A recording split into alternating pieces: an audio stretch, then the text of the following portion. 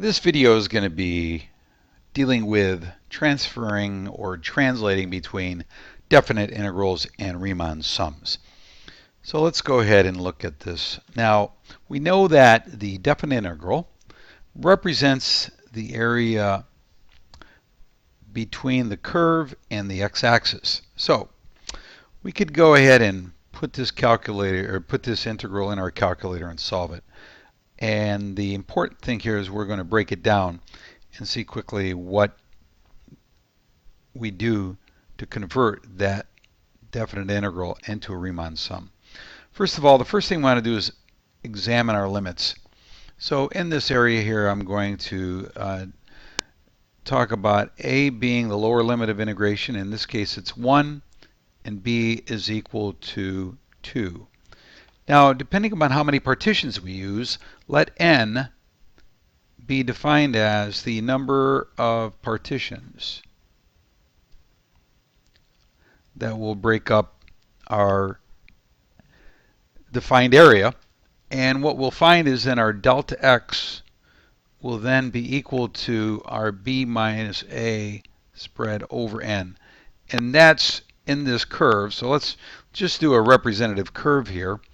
If we did a representative curve, and we went from here as A, and we went from here as B, and in this example here, I'm just going to show 4 intervals.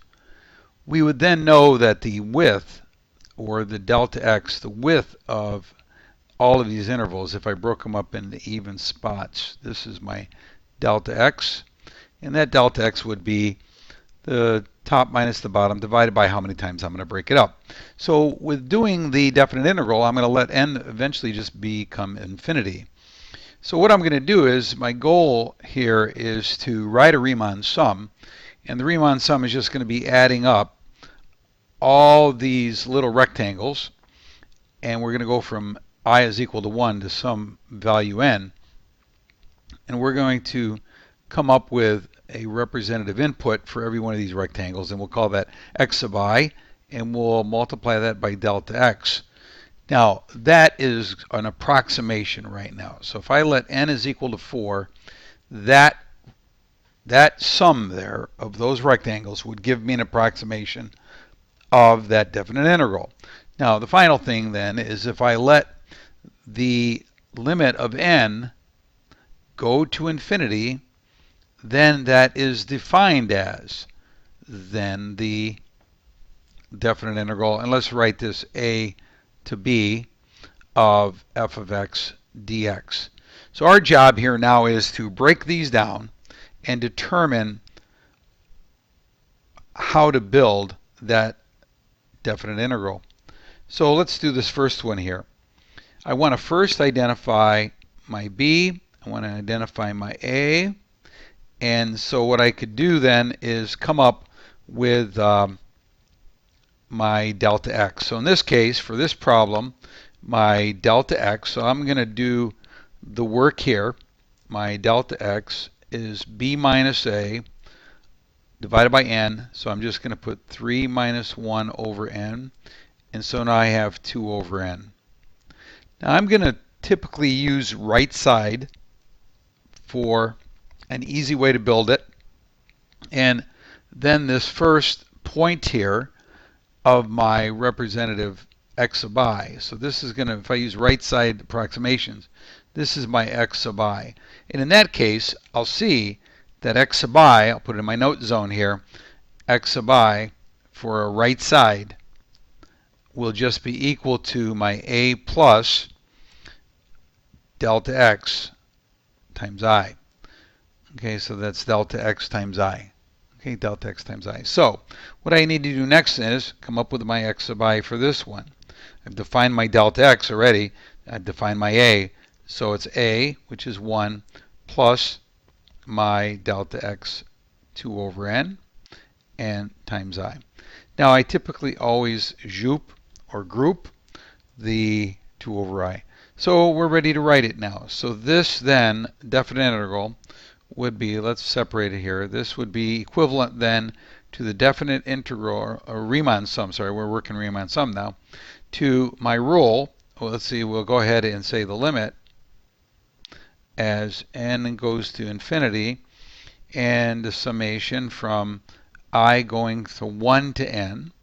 And then I'll shoot my rule first, my f of x rule. So it's going to be then the rule is 2, and then I'm going to zoop in my x sub I plus 1, and then I'm going to multiply it. So this is my x sub I goes in here, and then my delta x goes over here, and I found my delta x to be 2 over n. And then all I have to do is zoop here my x sub I. So I'm going to typically write it 1 then plus, and I will write 2i over n. And that's in simplified state. Okay, that's what we would call simplified state. So if we evaluate that on our calculator, notice that's an area under the curve. So what does this first problem represent? It's going to be the line going through 1, having a slope of 2, and then we're saying the area from when x is 1 to when x is 3. So I could plug in those values and work this as a trapezoid problem. I know that the height of my trapezoid is 2, and I know that B1 here is going to be 2 plus 1, which would be 3. And then this one here, if I plug in 3, it's 7. So the evaluation here, geometrically, I could do then 1/2. 3 plus 7 is 10 times my height, which is 2. And then that would give me a evaluation of 10. Okay, so that's how we would do a problem there. So let's go ahead and do one more quickly. Okay, we'll do the number 4, which involves the sine. Let's graphically look at what this is involving. We're graphing the sine function from 0 to pi, and we're going to break it up into an infinite number of intervals. The question is if we broke it up representatively into 4, 1, 2, 3, 4, then I could use my right side, okay, and I could then break it down and assemble it. So let's do this. First of all, let's define a is equal to 0, b is equal to pi, and now since my delta x is equal to b minus a over n, I'll just go ahead and write pi over n, which is my b minus a over n. Okay? Now a little more obscure number. It's not a digit, but that's what we're going to have there. So then, if we go ahead and assemble x sub I would be now a, which was 0, plus my delta x, which is pi over n times I for my right side. So notice I don't have any a to worry about, so now I have an expression here for my x sub I. So we like to write these then as follows. Okay, so that's equal to the limit as n would go to infinity of the summation from I going to 1 to n.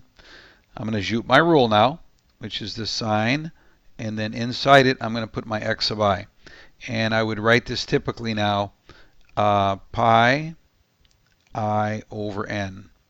And then finally I would write my delta x here. My delta x is pi over n.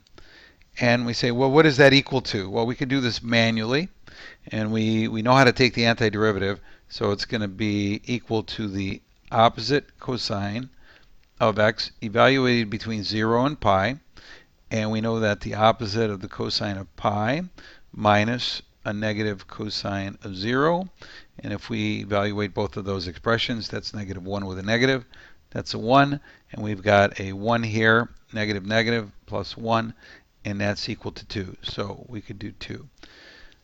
Okay, so let's go ahead and do a couple problems now on, we'll come back and we'll do another video with how to take a Riemann sum and then turn it into an integral. Okay, so we'll come back in a little bit and do that.